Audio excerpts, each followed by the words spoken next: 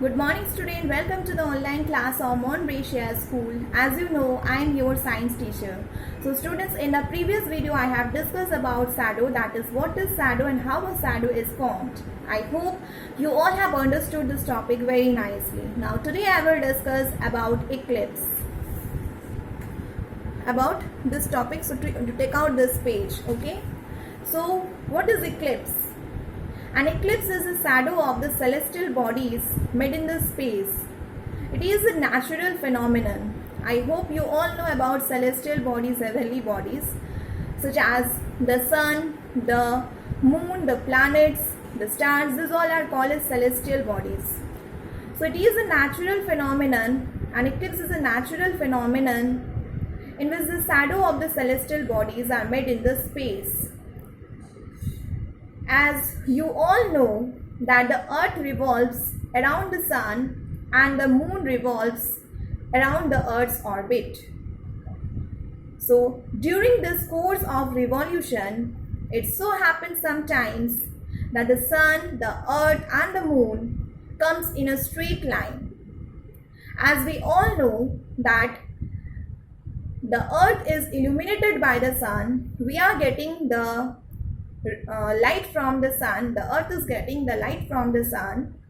So in such a case, when the sun, the earth and the moon comes in a straight line, the light of the sun is obstructed by the earth and the moon.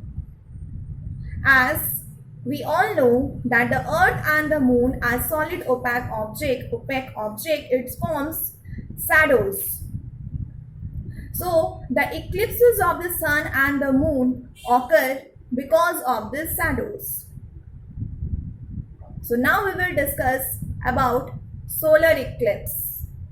Okay. See this diagram very nicely.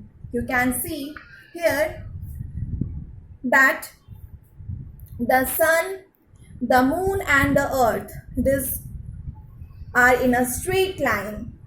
You have seen? So what happened when the moon comes in between during the course of revolution, when the sun, earth and moon comes in a straight line and the moon comes in between the sun and the earth, what happened? The shadow of the moon falls on certain portion of the earth. Okay? What you are saying here, that I have discussed in the previous video about shadow, that how a shadow is formed. When an opaque object comes in the path of light, then a shadow is formed. Okay, so here you can see that in the path of the sunlight, this opaque object, as moon is an opaque object, so it comes in the path of the sunlight, and thereby the shadow of this moon is falling on the earth, falling on certain portion of the earth. You can see, as moon is very small in size as compared to the sun, so the moon is not blocking the full light of the sun to reach to the earth. Only a few portion of the earth it has formed shadow. You can see that in this portion the shadow of the moon is very dark. So the inner part of the shadow, which is completely dark, this is the inner part of the shadow which is completely dark. This is called as umbra. What this is called as? This is called as umbra. You can see here.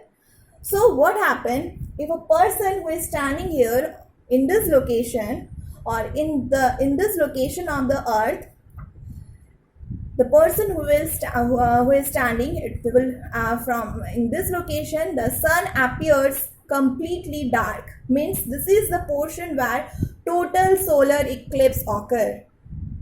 Okay, so this is the diagram of umbra. So what is umbra? So umbra is the portion of the shadow where the moon completely covers the sun. You can see here that the moon has completely covers the sun, means the sun has got dark. This is when total solar eclipse occurs, means the person who is standing here in this location, total solar eclipse occur. Okay, and this is the reason which is called as penumbra. So The region of partial darkness surrounding the umbra. This is the region of partial darkness. You can see that light shadow of the moon is falling in this portion. Okay, so this is the region of partial darkness, and means some light rays is reaching in this portion. So this is the region of partial darkness, so it is called as penumbra.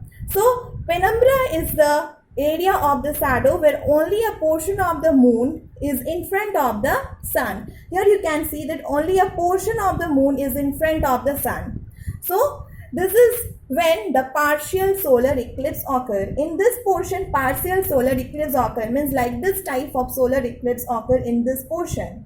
And one is antumbra. This is the portion which is called as antumbra. So what is antumbra? Here you see this picture. This is antumbra.